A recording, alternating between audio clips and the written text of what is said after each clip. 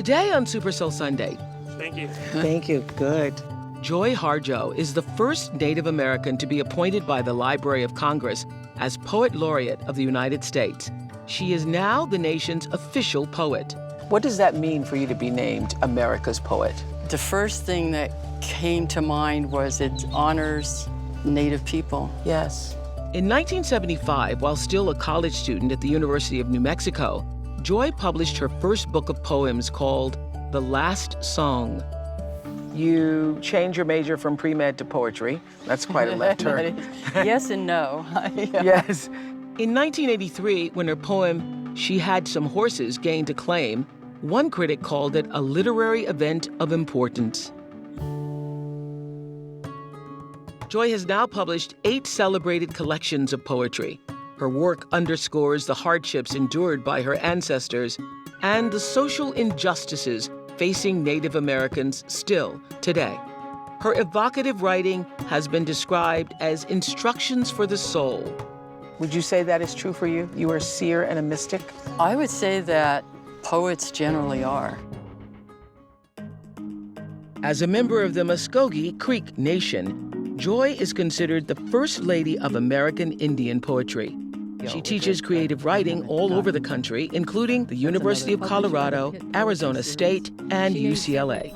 We realize that we're all stories, that your story is mine. The story of these plants here, the stone is my story too. That's beautiful. I'm trying to see how my story is the stone story, but I can get there. Yes. Joy's new volume, An American Sunrise, is inspired by her tribal history and her spiritual connection to their land. So welcome to Super Soul Sunday in my garden. It is so beautiful. Yes. Yeah. I loved you arriving saying that you could sense that the flowers are happy here. Yeah. Yeah. They are. I think they are. So you're the first Native American, the first ever, and the 13th woman in 82 years to be appointed as the United States Poet Laureate, the nation's official poet. Did you see that coming? No. No, I didn't. Didn't see it coming? No. So how does that call, what is that, I wonder what that phone call is like. Well, I was told to call a number and because they had a quick question. Yeah. And so I called, and next thing I hear, we're all here. It's, we're all here.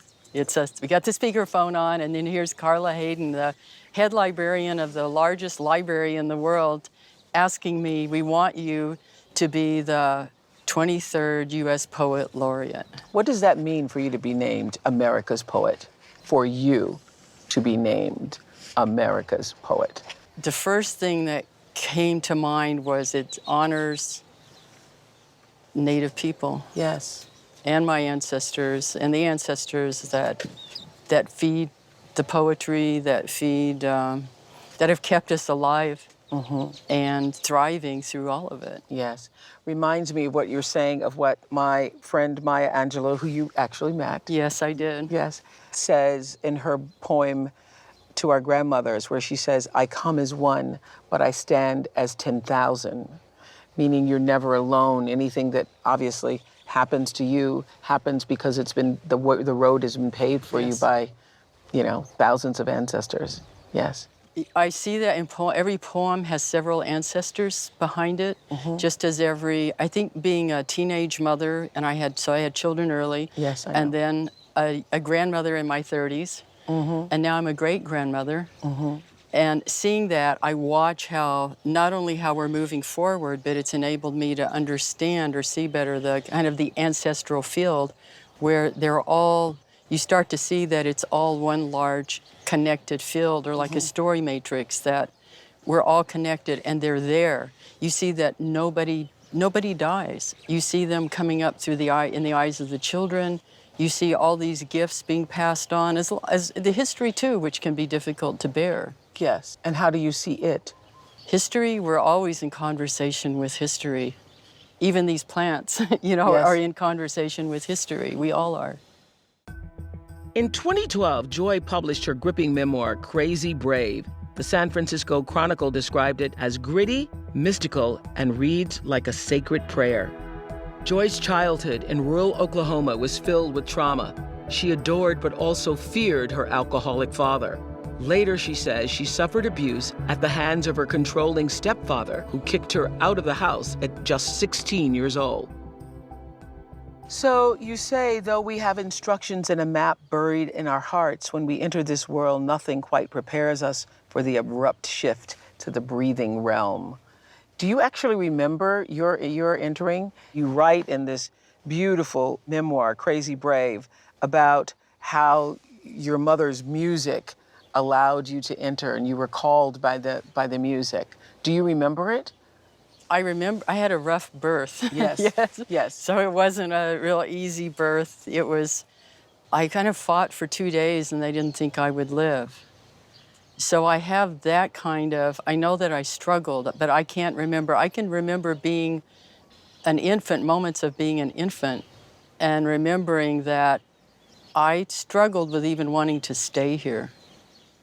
As an infant? Yes, because it seemed everything, I could feel everything, and it's not just me, all children feel everything. Yes, I know that. And the burden of it, and I thought, how am I going to move through this? And it felt like too much. Yes, it's interesting, all those years of talking to so many people during the Oprah show, I came to understand that we all come in to the birth space, trailing the breath of the angels.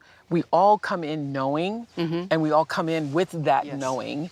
And depending on where you are and what your culture is, you lose it quickly. And some cultures more quickly than others, because even when you are still in touch with that other world, people tell you, oh, no, you're not. They try to tell you that what you see and what you feel and what you hear isn't really real. Babies know. I've been at the births of as many of my kids, of course, my grandchildren, and someone always comes in with them. I've seen usually an ancestor comes along with them to help them, and I watch how they remember everything. They will look at me like, okay, I remember you, and they'll even smile when they're not supposed to be smiling. The babies. Yes, and then you watch, that's what all that sleeping, babies sleep so much because they have to adjust and they start forgetting. Ah. And every once in a while they'll remember. And I think when you get older, like a lot of us are, you start that remembering again. It becomes more present. A lot of people will think we're crazy, and not just crazy brave, having this conversation. But when I realized that this was true about babies, because I did a book years ago on the show called The Spiritual Life of Children, and, had multiple conversations about it, I started acknowledging babies differently, because I'd always just like, oh, they're babies, they don't know. They actually know more than anyone else. That's right. They know everything. That's right. They know everything.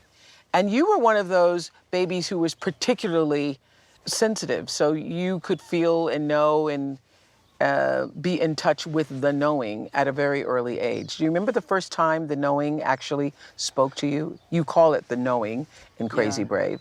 Well, I know you could also say I was high-strung and difficult. Like my mother used to call me high-strung. But the knowing is it's that we all have it. It's either our guardian or one of our guardians, or it lives, it's within all of us. The plants know about it very well. It's like a sensor that we all have right in here, that we know when we're going in the right direction. We know when something is off. Yours is strong, though. Yours is really strong, right? I don't know how to judge. How would you know? How would you know? Yeah. But in reading Crazy Brave, which I am not going to be able to do justice, I think I could talk about it all day long, but it's so beautifully, lyrically, poetically expressed that you just need to read it for yourself. But I remember specifically when you were going off with a boy, and the knowing, the voice said to you, you're going to be in trouble, or you are going to be in danger? Yes. Yeah. So it like speaks out loud to you. It does, I think, and our lives are stories really of when we didn't listen. Yes. Yeah. So all of your life you've had that listening. Yeah. Yes. So you grew up during the 50s and 60s, not really a time when women, and certainly not a time when Native Americans had role models in poetry as a life path.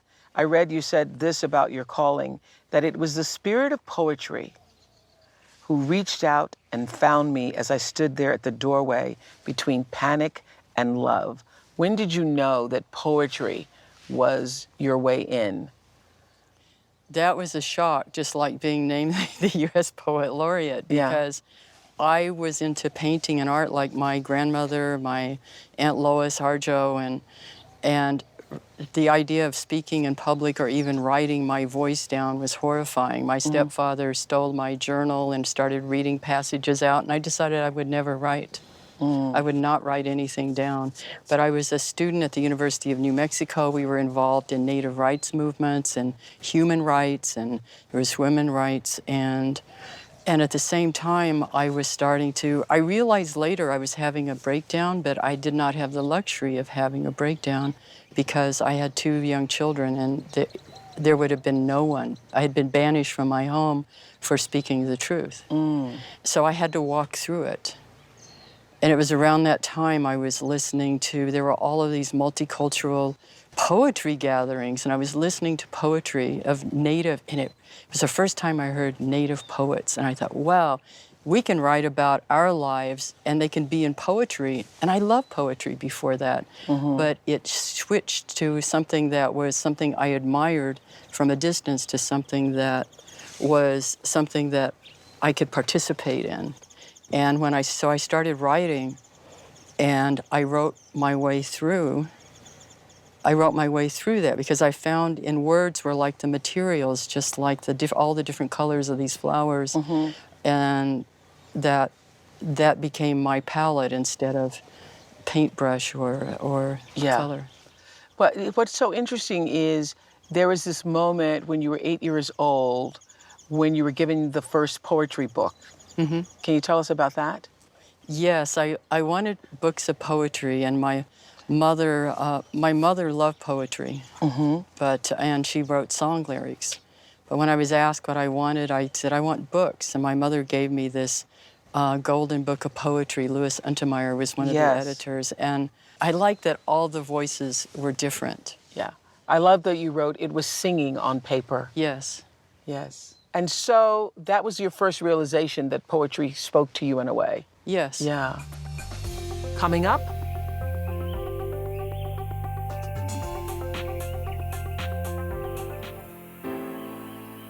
So let's talk about your upbringing. You tell this story in Crazy Brave that is a true wonder that, number one, you survived your childhood and your upbringing, not to mention to survive it and now to be literally held in such acclaim as the America's poet. So you write on page 53, this is a moment when your father was coming in and was angry all the time, and you said, it will never be right as long as you are angry, I wanted to say. But who was I to say? Because I was a child, and because I was a child, I cowered under the table to hide. When he started coming my way in anger, my cowering made him even angrier because I was not brave at all. My father would get angry. He would get angry because his mother died of tuberculosis when he was a baby, because his father beat him, because he was treated like an Indian man in lands that were stolen away, along with everything else. So how did that color your view of yourself? Well, I always felt bad that I didn't stand up. I've always felt that he would have respected me more if I had stood up and fought him. But then I remember I did try to fight him when he would go at my mom. And that I was too small. But you were just a kid. Right, but you still... Being traumatized by all of this, yes. When did you realize that those were traumatizing events that you as a child had no control over? I think I'm still realizing that. Oklahoma was the land we were moved to. It was called Indian Territory, from our lands in the southeast. And it wasn't that long ago. I think a lot of people think history was something that happened a long time ago, but if you count generations, it was just a few grandfathers ago, a few grandmothers ago, when we were rounded up and moved illegally from our homelands in the South. And so your father had all of that rage of having the land taken away, all of that rage of being consistently disrespected and held in not high regard, and now trying to raise a family on very little. Well, suddenly he had 4 children, And I don't know, I've always tried to understand him because I think, I carry a lot of him with me. I try to understand, even though, I get angry at him still sometimes, even though I've forgiven him, and he's come and talked to me and said he's proud of me. Come to talk to you in the spirit. Yeah, yes. Yes. Yeah. Yeah. One reason it's very difficult, that was very difficult to write because in my work, I like to transform. I like to walk through history and this amazing garden of living and transform what is ugly into something that will feed us and nourish us. And to have to write, and I felt like I needed to because there were people going through that. There were women going through that. There were Native women going through that. People going through those moments, and then we carry them with us, and they keep us from being who we were meant to be. Yeah. Especially when I think about your stepfather, horrible person. Yeah. What happened to him that caused him to be so mean and horrible? I didn't want to go to his funeral, but I went to support my mother. And I sat out in the car with his daughter, my stepsister, who was a lot like a mother to me. She was close to my mother's age. And I wanted to know what happened, how he got that way, because there's always a story, and there's usually a story, some kind of sordid story of abuse. Yes. And she said that he used to, his mother spoiled him rotten, and that's another kind of abuse. Yeah. And then his father would drink every weekend, pull out guns, which must have been terrifying, and shoot around in the house and the roof. And he would be seen the next morning up on the roof, patching the holes that his father had shot on the roof. Yes. And so that can send you both ways. It could send you to be a more loving and compassionate person because you grew up with that, or to turn out to be the kind of man he was to you and your brothers and sisters. So I don't want to dwell on it, but I just want people to have an idea of the kind of background you came from. I love this moment where you talk about your mother separated from your birth father, and then this man started to court her because your mother was beautiful. Yeah, she was very She had beautiful. the combination of being Native American and European, and the thing that people consider dazzling and exotic, your mother was. And so she attracted men easily, and obviously knew that, right? Yeah. That she was beautiful. And this man did everything in his power to woo the family, buying you all treats and sodas and, being the kind of person who's going to show you that I love you and I love your kids. And then once he got her to say yes to marrying him and you all moved away, you knew instantly, you knew immediately. The knowing helped you to know that you were headed to a dark place. Tell us how. Well, kids are really good at feeling out people. Yeah. You know when I knew? It was when you said, I think the line was, he married our mother without the children present. So your mother has all these children, and the children aren't involved in the wedding or at all. So he didn't care about that. Yes. And our whole life changed. Yes. Because our life with our mother, and even with our father there was always music. We had musicians at our house, and my parents loved to dance. It's one of my favorite things. And that was our home. But with him in the house, all the music went away. Yes. Just to bring people in a bit to the crazy brave phenomena, when you even pulled up to the house, the spirit of the house spoke to you in a way that you knew that terrible things were going to happen in that house, is what you say. Yes, and my mother was mowing the yard before we moved in, and she said the yard was filled with snakes. That's a sign of someone who is evil. And then I asked my mother again, she has her own knowing, and she had a very strong knowing that this is not a good thing. And I said, then why are we coming here? And I learned later it was because, of the threats. He had threatened her. Yes. Yeah. He had threatened her and said, I will kill you and I'll kill your children. Right. Yes, and all that. I think there's nothing worse than being humiliated, and certainly humiliated in front of other people. You were keeping a journal. You shared a bit of this earlier, and also in the book, that he found your journal and was reading out loud your journal in front of the entire family just to embarrass you. Right. Yeah. And then you auditioned for play, and he said, you cannot be in the play. And Right, for no reason. for no reason. Yeah. So it's pretty horrible. It was, but you find ways to cope. You find ways to, And then you yeah. felt like his prey, like he was always coming into the room and trying to touch you. And He was always kind of, I was the one that he kind of zeroed in on. Yeah, but you got out. I did. I did. That was a saving grace. Coming up,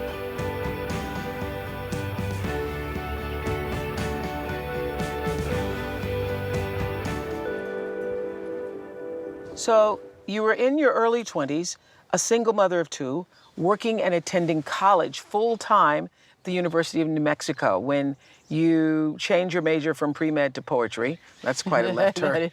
Yes and no. Yeah. Yes. Everybody in your life told you you were foolish at the time. They questioned how you would make a living. Everybody said you should become a teacher. What gave you the inner faith to stick with your passion? Did you ever waver? It was that sense of this is what I had to do, and it surprised me because when poetry came to me, it was in the middle of what was like a breakdown, and where no one knew because I could always move through. Nobody knew what was going on, and I had to count every breath. I had to count steps. This is when you were having the panic attacks. Yes, and I would walk across. I had to get my kids. I had to see to them. And nobody knew. And it was then I started. Because you had a son. I had a already, son and a daughter. And then rain came. Rainy came. And it was that poetry. And I found something in writing poetry that I had not found in painting.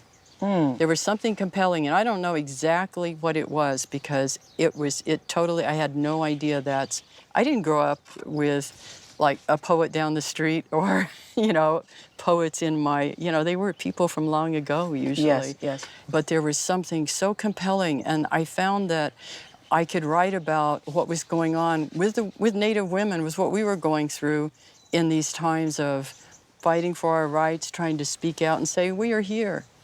We're over 500 tribal nations, and we are here, and we're thriving, and we're human beings. We are human beings. There was a study done by Illuminative recently, this organization that collected data on what Americans think about natives. And would you know that a large percentage of Americans still believe that we're not human? Really? In the United States of America today? Yes. Well, we of the African American culture went through this in our history also, where there was a law that said you were not human. I did not know that was true also of Native Americans. Yes.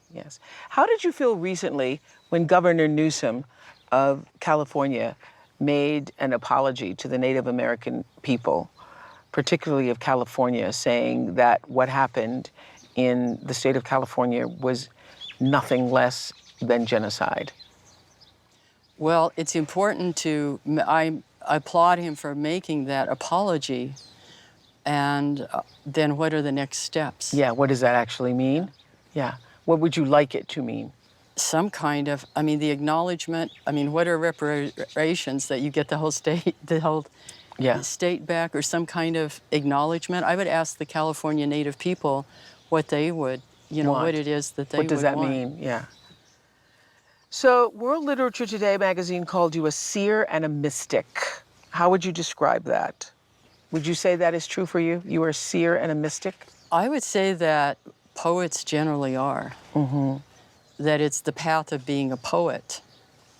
When I took on this path, and it really is a path, it means, okay, if you're going to be a poet, and this I've learned along the way, I didn't have all of this right up front, is that you have to learn how to listen. Well, what does learning how to listen mean? It means listening into the challenge, listening into the pain of someone who would destroy you, listening into the pain of your people and the atrocities that have been perpetrated against Native peoples and against African Americans, listening into all of this that makes this story, listening into that place where the man that you adore and love is coming at you. It's not often easy. I mean, I know it's not easy. I don't know that any path is of being a human being. But so in order to do that, it is a kind of a path of a mystic, because a mystic is looking into the spiritual realm of being, and it is a kind of path. In a way, I think all humans are, but mystics are more focused on that. Yeah. And poetry is, if you're writing poetry, you go into that. I feel like, though, I'm like the hammer and nails, because I'll be writing along, it's something really cool, and it's like, whoa, I never heard that before, okay. And then I'm fitting in, there's all this other stuff that's not so. And then it's a process. You can see the process when someone is carving something. Or painting or something. painting. But that same kind of process goes on when you're writing poetry. Wow. Coming up,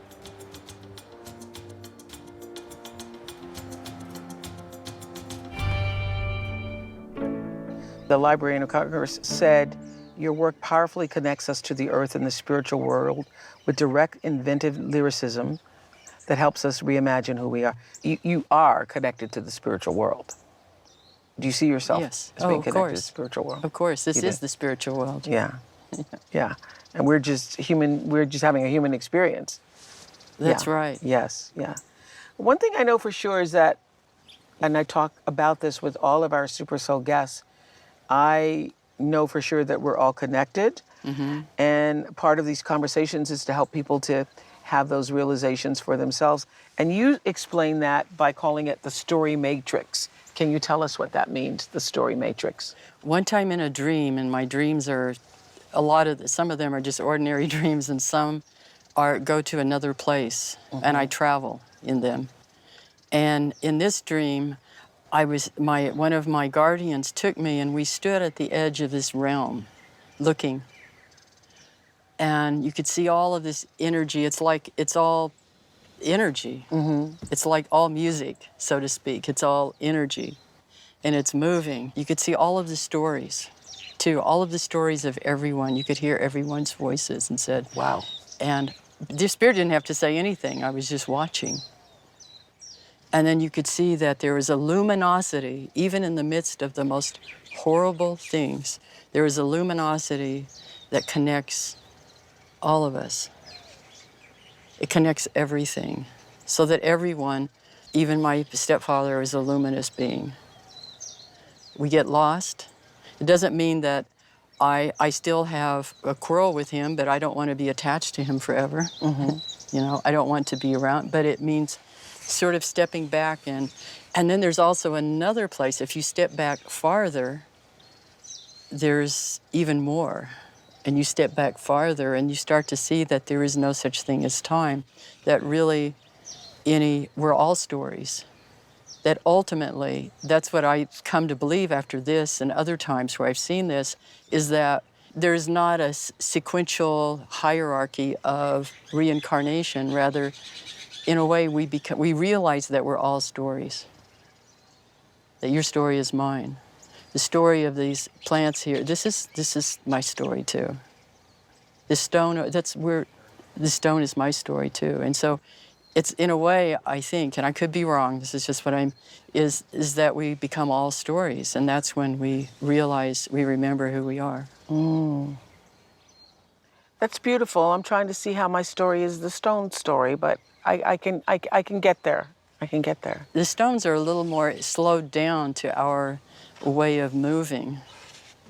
It's a little different. Yeah, a little. Yeah, the energy's different. Yeah. Yeah. And it's slowed down, so they see much more deeply, in a way. They see in a way, I consider stones like they hold, they anchor, but we need them. Yeah, I get it, because everything has its own energy field. Yeah. I'm not enlightened enough to get it with the stones, but I really get it with the trees. Yes. Like, trees have their own language Yes, they do. for me. Yes, they do. coming up,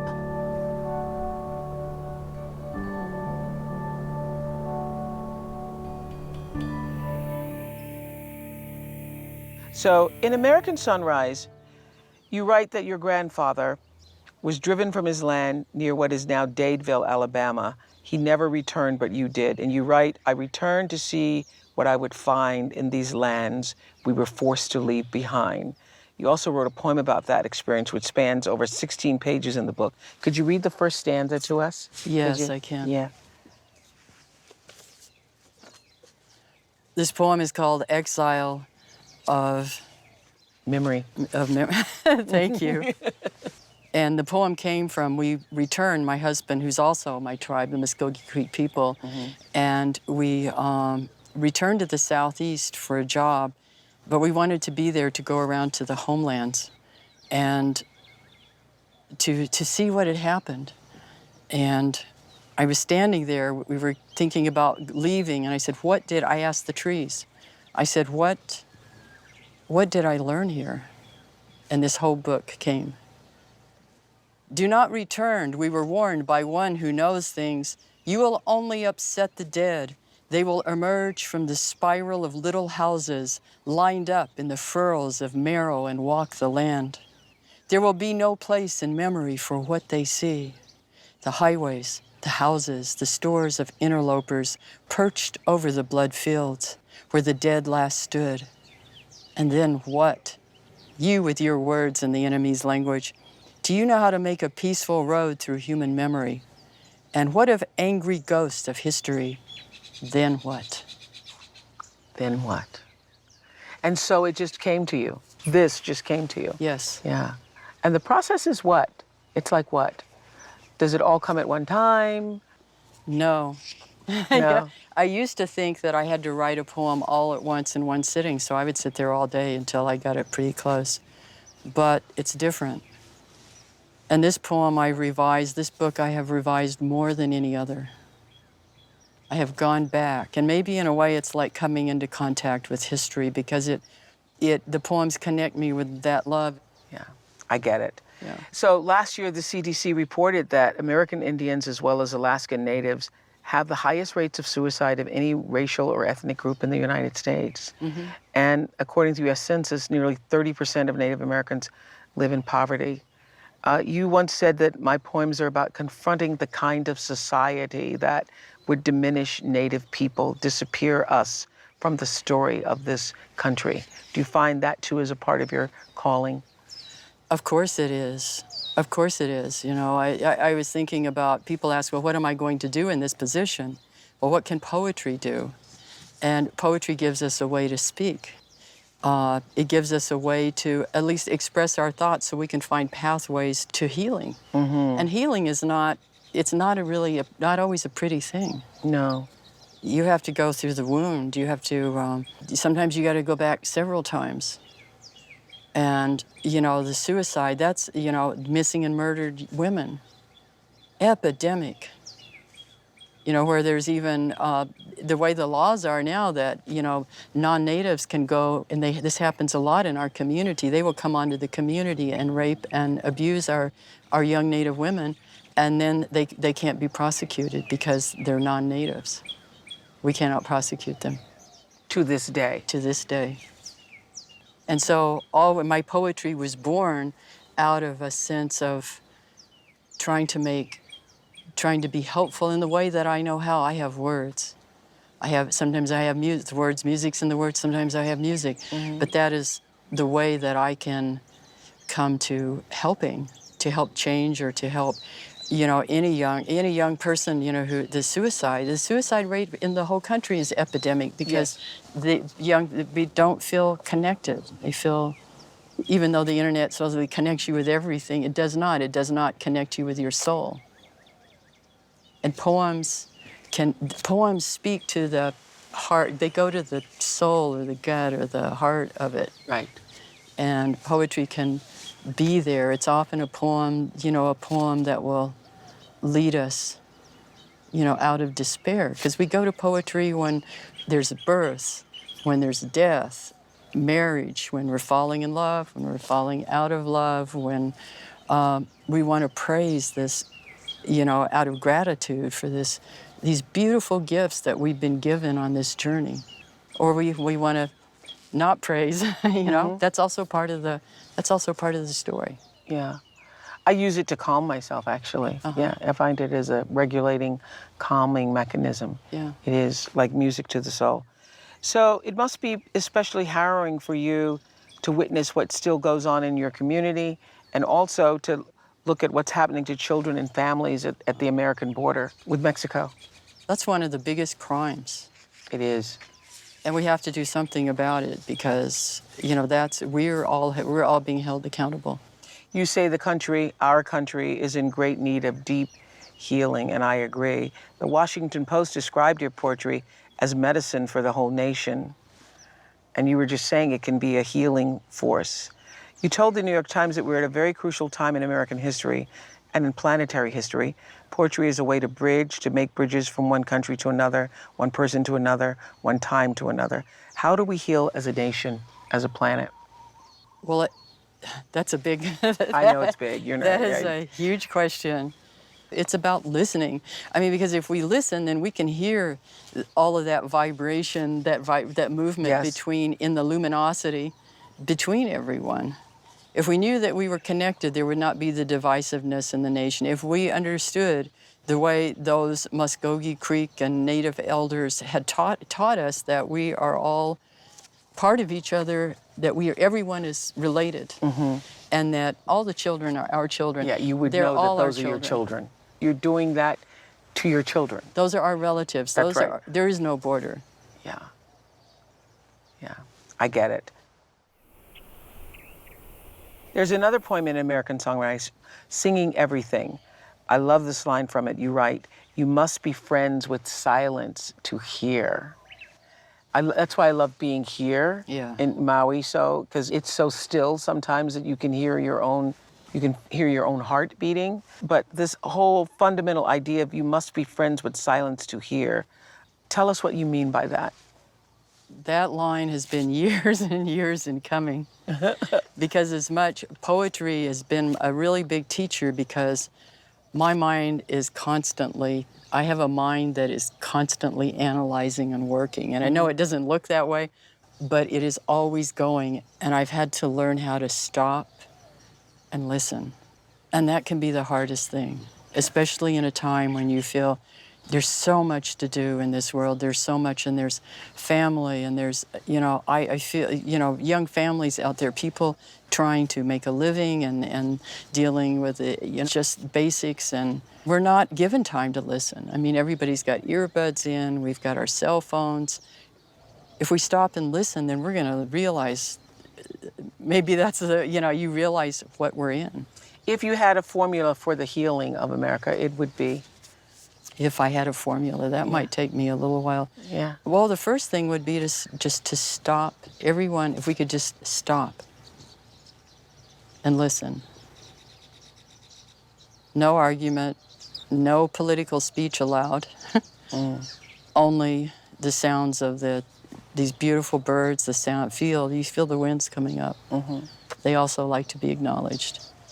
And Hello, to acknowledge, winds. yes. And then, gratitude. Say, okay, we're here. There's a reason we're all here together. Sometimes I think America was created by a trickster God who says, okay, we have all of these diverse native nations here, and then we're going to bring all these diverse people from all over the world, and now let's see what happens. Let's see what you're going to do.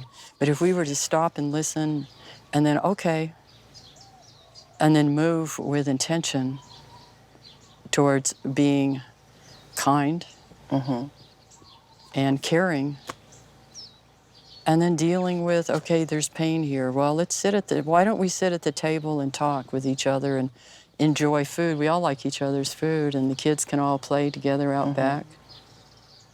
That would have been the history would be so much different, rather than coming in with flags and guns and saying, you're not a human being. Yeah, and violating entire cultures. Yes. Yes. So many of your poems are so stirring. Would you read Remember from your collection called She Had Some Horses? Okay. Do you remember them? Some of them I know I can do by memory. And then this one I'll do. Yeah, this is Remember. And remember the sky you were born under. Know each of the stars' stories. Remember the moon, know who she is. Remember the sun's birth at dawn. That is the strongest point of time. Remember sundown and the giving away tonight. Remember your birth, how your mother struggled to give you form and breath. You are evidence of her life and her mother's and hers. Remember your father. He is your life also. Remember the earth whose skin you are, red earth, black earth, yellow earth, white earth, brown earth. We are earth. Remember the plants, trees, animal life, who all have their tribes, their families, their histories too.